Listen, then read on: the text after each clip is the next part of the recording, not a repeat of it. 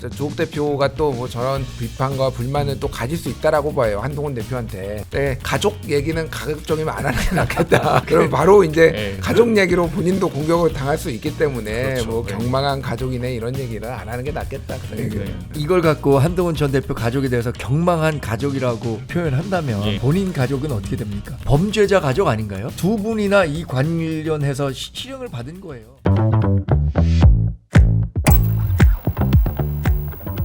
한동훈 전 대표와의 토론을 거절했던 조국 대표, 그러니까 이번에 또 친한 게 약간 일종에서 뭐 숙청론이라고 할 수 있는데 여기에도 관심 있게 좀 의견을 표하고 있습니다. 이제 당원 게시판 의혹 조사 관련해서 한동훈 전 대표의 가족이 그런 글을 쓴 게 사실이라면 경망한 가족이라며 이제 비판을 가세한 건데, 뭐 여러 가지로 어떻게 보면 조국 대표와 한동훈 대표의 이런 일종의 악연이랄까요? 뭐 이런 것들이 다 좀 배경이 될 텐데, 뭐 그러면서 이제 당권을 다시 잡을 일도 한동훈 대표가 잡을 일도 없고, 당권을 다시 그리고 한동훈 대표가 어떻게 보면 신당 창당을 할 배짱도 없고, 이준석 대표는 도리어 더 용감하다, 뭐 이런 식으로 이제 말을 했는데, 뭐 평론가님 보셨을 때는 이 조국 대표의 이런 발언 배경 좀 어떻게 보셨습니까? 그러니까 첫 번째는 네. 구원인 것 같아요. 네. 소위 말해서 조국 사태 때 그 수사에 앞장섰던 게 이제 한동훈 검사였고, 그 구원이 있는 것 같고, 그러니까 이게 저렇게 한동훈 대표를 비판함으로 인해서 국민의힘의 갈등의 골이 뭐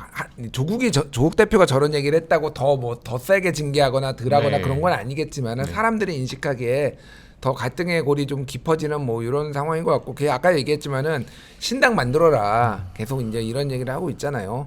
그거 자체가 좀 여러 가지로 이제 여권에서는 더 유리한 상황이 펼쳐지는 거 아니냐 이렇게 좀 보는 것 같습니다. 예. 네. 근데 이제 다른 건 모르겠는데 뭐 조국 대표가 또 뭐 저런 비판과 불만을 또 가질 수 있다라고 봐요, 한동훈 대표한테. 네. 근데 가족 얘기는 가급적이면 안 하는 게 낫겠다.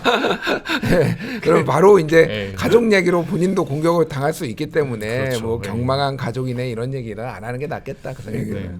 이걸 갖고 한동훈 전 대표 가족에 대해서 경망한 가족이라고 표현한다면 본인 가족은 어떻게 됩니까? 범죄자 가족 아닌가요? 두 분이나 이 관련해서 실형을 받은 거예요. 네. 그리고 아들 따님 어떻게 됐습니까?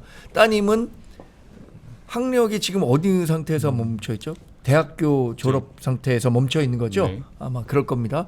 아드님도 연대 대학원 입학 과정이 문제가 돼서 그 이후에 어떻게 됐는지 모르겠지만, 이렇게 가족 얘기하면 본인에게 유리할 게 하나도 없을 것 같은데 왜 그런 말씀을 꺼내시는지 모르겠고, 또 하나 뭐 너 신당 차릴 용기도 없지 이렇게 얘기하는 건, 나는 신당 차려서 그래도 12석의 의석을 확보했다라는 점을 강조하고 싶은 것 같아요. 그런데 신당이라는 것은 저는 에너지가 축적돼야 되고 그 에너지가 폭발할 계기가 있어야 되거든요. 조국 전 대표도 조국혁신당 언제 만들었습니까? 2024년 총선 앞두고 불과 3-4달 앞두고 조국혁신당 만들어서 한 거 아니에요? 근데 지금 어떤 선거 뭐 이런 것도 없는 상태에서 지금 신당 못 만드니까 그런 결기도 없다, 이거 평가하는 건 전 의미 없다고 보고, 그리고 또 하나는 조국혁신당 측으로서는 한동훈 전 대표가 탈당해서 새로운 어떤 중도 표심을 자극할 수 있는 그런 정당을 만드는 게 본인의 정당이 살아나는 계기라고 생각할 수 있을지도 몰라요. 왜냐하면 이쪽이 분열돼 있기 때문에 진보 진영도 분열하면 그 공간이 생길 수 있다. 이렇게 생각할 수 있기 때문에 그런 걸 좀 정치적으로 이용하려고 하는 게 아닌가 하는 전망도 해봅니다. 사실 12월 3일 이제 계엄 1년을 앞두고 이제 계엄 사과 압박은 국힘의 내에서도 계속 나오고 있는데, 장동혁 대표는 여전히 뭐 직접적인 사과 없이 그 28일 대구 집회였었죠. 그 책임을 무겁게 통감한다, 뭐 이런 식의 입장들을 내고 있는데, 소장님 보셨을 때는 이런 입장이 조금 혹시 바뀌거나 할 가능성 있다고 보시나요? 근데 그 대구에서 했던 이야기 있잖아요. 사실 제가 4월 5일에 당시에 그 당 대변인으로 탄핵 인용과 관련해서 사과의 말씀을 드린다. 계엄도 잘못됐고 그 탄핵에서 그 헌법재판소가 한 걸 무겁게 받아들인다. 이 얘기를 반성하는 메시지를 냈어요. 그래서 뭐 당시 굉장히 많이 보도가 됐습니다. 국민의힘이 탄핵 이후 처음으로 이런 그 반성의 메시지를 냈다. 근데 제가 그때 발표했던 논평과 장동혁 대표가 그 대구에서 했던 이야기를 이렇게 한번 비교해 보니까 거기에서 한 발자국도 나가지 못했어요. 오히려 그때 당시에 저도 헌법재판소에서 민주당이 이렇게 자신의 권한을 자제하고 절제하지 못한 측면을 지적했으니까 네. 그런 정치의 본연으로 돌아가려는 노력을 해야 된다라는 단서를 붙이긴 했습니다. 근데 이 계엄이 민주당 탓이었다라는 면에 대해서 상당히 방점을 뒀단 말이에요. 장동혁 대표는. 그런 측면에서 오히려 그때 냈던 메시지보다 한 발짝 후퇴한 게 아닌가라는 생각이 들 정도로 저로서는 좀 실망스러운 그 메시지였습니다. 당시에 있었던 지지자들에게는 뭐 그거조차도 왜 계엄에 대해서 사과하느냐, 계엄사과 반대 뭐 이런 식의 막 구호를 외치는 분도 있었습니다만 그게 지금 우리 당 전체의 표심이라고 생각하지는 않습니다. 그러니까 우리 당 전체로는 지금 계엄과 윤석열 전 대통령과 관련해서는 오히려 절연하고 앞으로 나가자고 하는 사람이 제가 생각하기엔 피부적으로는 더 많아요. 그리고 벌써 당 대표 선거가 있은 지가 100일 지났습니다. 그때도 저는 비슷한 정도의 유형이었다고 보거든요. 그때 당시에 투표율 44%밖에 안 됐는데 44%는 강경 지지자들이 적극적으로 투표를 한 거고 그 적극적으로 투표한 층 내에서도 대략 한 6대4 정도였단 말이에요. 그러면 지금 생각했을 때 만약 우리 당이 그 전당원 한번 조사를 해본다면 윤석열 전 대통령 또 계엄과 관련해서 반성하고 앞으로 나아가자라고 하는 사람이 더 많을 것 같아요. 네, 알겠습니다. 저희 이제 배현진 의원과 그 윤석열 대통령 변호인단의 최근에 어떻게 보면 온라인에서의 좀 공방도 잠깐 좀 다뤄보려고 하는데, 배현진 의원이 윤 전 대통령을 이제 천박한 김건희 남편으로 호칭하며 계엄 역사와 결별하자 주장을 냈는데, 여기에 이제 윤 대통령의 변호인 중 한 명인 김계리 변호사가 도대체 누가 누굴 보고 천박을 운운하는 건지 글 수준을 보고 피식했다, 뭐 이런 식의 반응을 좀 보였습니다. 근데 이런 어떻게 보면 반응을 보면 좀 뭐 윤석열 대통령 전 대통령 측의 주장과 일각에서는 약간 뭔가 당 지도부 장동혁 대표나 이런 분들의 뭐 맥락과 비슷한 거 아니냐, 이걸 뭐 이런 얘기를 하시는 분들도 있는데, 뭐 이런 공방 좀 어떻게 보셨어요? 일단 뭐 배현지 의원의 변신은 뭐 현란하기 때문에 상황마다 매번 변신하는 분이라서 뭐 놀랍지는 않은데, 그러니까 어쨌든 서울하고 또 다른 거죠. TK나 뭐 이쪽하고 다른 거죠. 그러니까 서울이 아무리 송파을 뭐 이쪽이 약간 보수가 우세하다고 하더라도 비상계엄하고 절연하지 못하면 또 서울 시당위원장이잖아요 지금.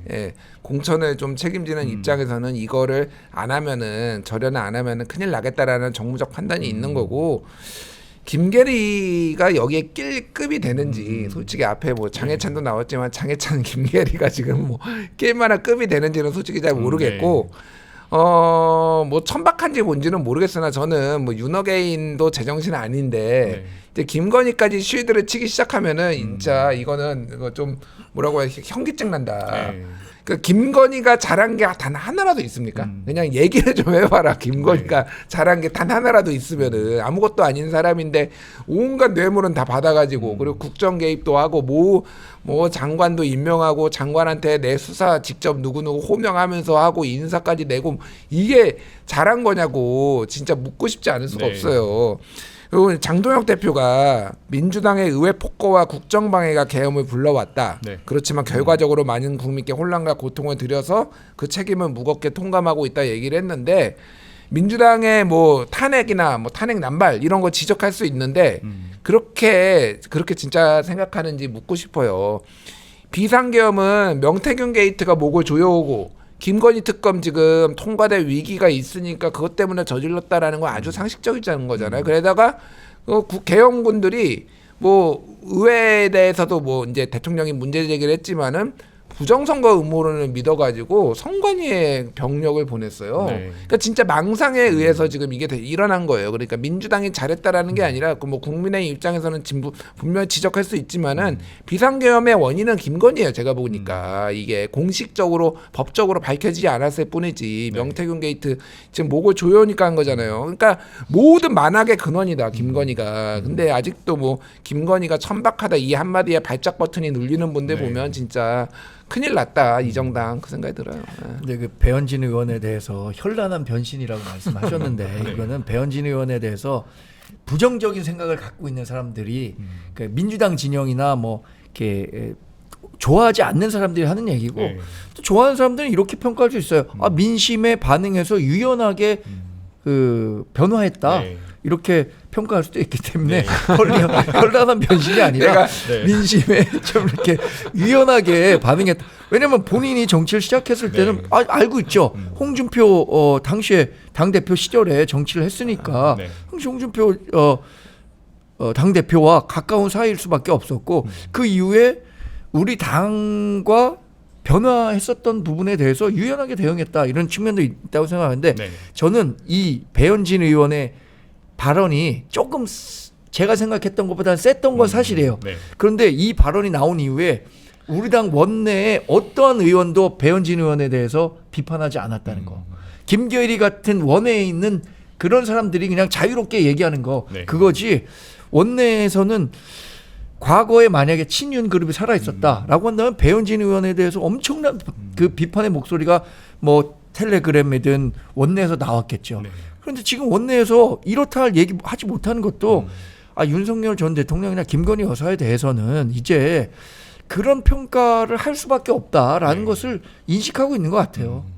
그게 좀 저는 이번에 재밌게 본 포인트입니다. 아니 근데 배현진 의원을 싫어하는 사람으로 이렇게 발언하기를 지금 바로 이렇게 저는 그냥 평론가예요. 비판적으로 보는 거야. 아니 비판할 수 있지. 네. 말이 맨날 바뀌는데 뭐 그것도 뭐 비판 못해. 장두혁도 맨날 말 바뀌어서 맨날 비판하는데 뭐 배현진 의원이 이번에는 틀린 말을 하신 건 아니다. 네. 뭐 근데 그런 저간의 사정이 있다. 뭐 이 정도지. 뭐 제가 뭐 싫어할 게 뭐 있습니까? 배현진 의원은. 그럼요. 예.